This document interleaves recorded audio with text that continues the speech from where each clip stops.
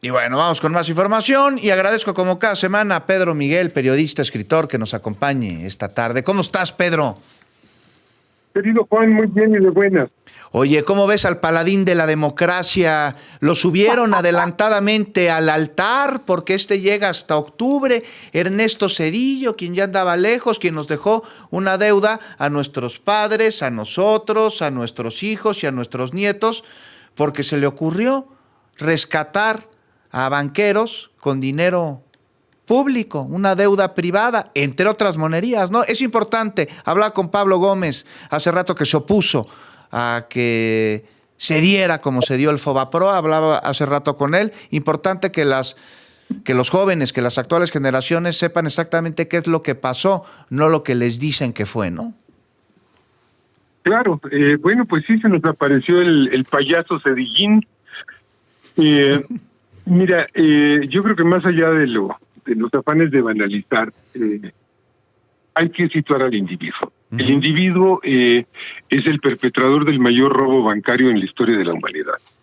Nos robaron 56,000 millones de dólares en aquel tiempo, al convertir deudas privadas en deudas públicas. Es decir, tú no debías nada y de pronto amaneciste debiendo 20,000 pesos, ¿no? Esto es lo que hizo Zedillo, pero lo hizo con toda la población del país. Transfirió las deudas de sus cómplices, de sus compinches, ¿sí?, a toda la población.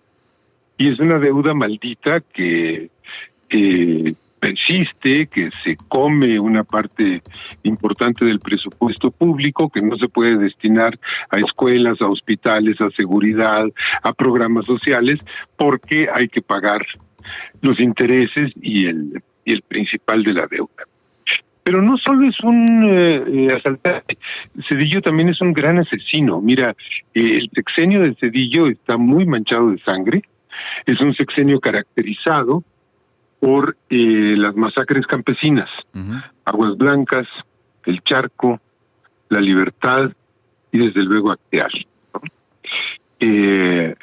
Masacres que quedan impunes, perpetradas por fuerzas estatales o federales o por paramilitares entrenados por fuerzas federales.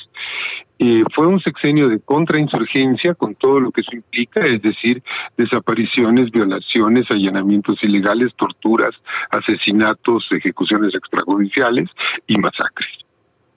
Y este es el hombre que dice que la democracia se murió.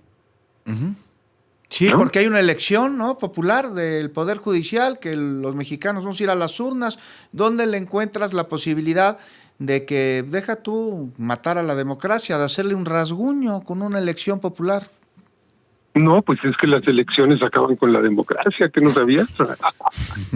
No, mira, es realmente ilustrativo de la ruina moral en que se encuentra la oposición en este país. El ver que han erigido como vocero a este individuo, que es abominable por donde se le vea, ¿no? ¿No tendrán un mejor vocero, Pedro Miguel? A ver, en temas económicos, tú acabas de mencionarlo del Fobaproa, pero hay que ver que se llega al Fobaproa porque generó una devaluación de casi 300% del peso frente al dólar, lo que pues, se sumó con una altísima inflación, lo que a su vez provocó escasez de capital y lo que, bueno, pues pegó durísimo a los banqueros ricos que empobrecieron a sus bancos, pero que luego no tuvieron problema porque fueron rescatados. A quienes no rescataron fueron a los miles de mexicanos que perdieron sus casas, sus negocios, sus bienes, Pedro. Así es. Un mejor, no sé, pues digo, se les murió Victoriano Huerta, también Maximiliano de Habsburgo, Porfirio Díaz, pero no sé, alguien mejor que él no se pudieron haber encontrado. Mira, fue un proceso de redistribución de la riqueza al revés. Bueno, de concentración de la riqueza, ¿no? Que dio lugar a fortunas malavidas enormes. Ahí están los hijos de Fox, el sucesor de Zedillo, ¿no? Que compraron departamentos creo que en 2,000 pesos, ¿no? De gente que había pagado 500,000 pesos y que después de pagar 500,000 pesos perdió el departamento. Así es. ¿No? Ese fue la gama de oportunidades de negocio que suscitó el Fobaproa, más el negocio de avisarle a sus amigos de que iba a haber devaluación para que especularan ¿no? Y compraran dólares y vendieran pesos, y eso hizo la devaluación, pues se les fue de las manos, pues ya se volvió incontrolable, ¿no? Hubo muertos, querido Juan, hubo gente que se suicidó porque perdió todo, hubo familias destrozadas, hubo un país en una desazón y una desesperanza totales, y no habría que dejar de mencionar también que Zedillo vendió todo lo que pudo, es decir, transfirió bienes públicos a manos privadas, ferrocarriles, bancos, etcétera, y que acabó trabajando para sus clientes de los ferrocarriles. Es de veras de una inmoralidad, de una corrupción monumentales. En ese sentido, yo de veras creo que Zedillo ha sido el peor de los gobernantes del ciclo neoliberal, el más cínico, el más pernicioso, y bueno, pues ahora es el paladín de la democracia, ¿no? Bueno, el paladín de la democracia que acusa autoritarismo en el actual gobierno, pero de las masacres del Charco, de Aguas Blancas, pues de eso sí no ha hablado. Que no se olviden, Pedro Miguel.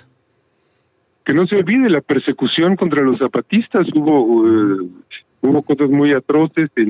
Hay una fecha que es clave, que es el 9 de febrero de 1995, que es que mientras Esteban Moctezuma, entonces secretario de Gobernación, estaba buscando el diálogo para una salida pacífica con la dirigencia zapatista, Zedillo estaba preparando la captura de esa dirigencia. Así es, de Marcos lo quería agarrar, ¿verdad?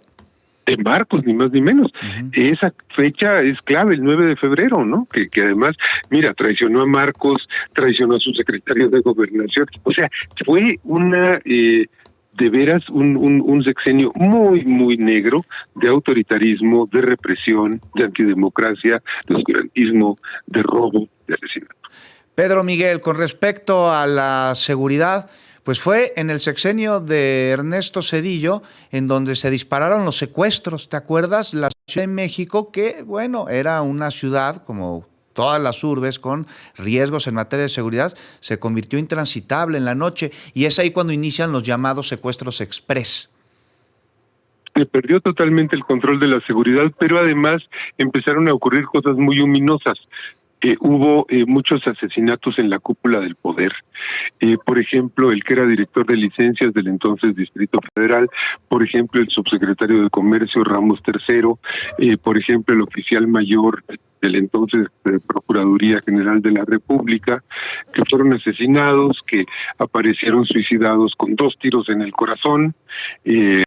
Abraham Polouzcanga, del abogado de la Ruta 100, o sea, fueron también muchos asesinatos muy turbios, que fueron también la secuela del asesinato de Colosio, que es el que coloca a Zedillo en Los Pinos, y el asesinato de Juan Francisco Ruiz Massieu. Bueno, esos crímenes de las postrimerías del salinismo en el seno del poder se continuaron y se multiplicaron en el Zedillato. Eso también hay que recordarlo. Importante también recordar que pues era el hombre fuerte en la campaña de Colosio y no estaba en Lomas Taurinas, andaba con Pepe Córdoba, dijo. Nos cae la pausa, Pedro Miguel, pero nos escuchamos la próxima semana y nos vemos pronto. Me parece maravilloso, querido Juan. Te mando un abrazo a ti, a quienes nos escuchan.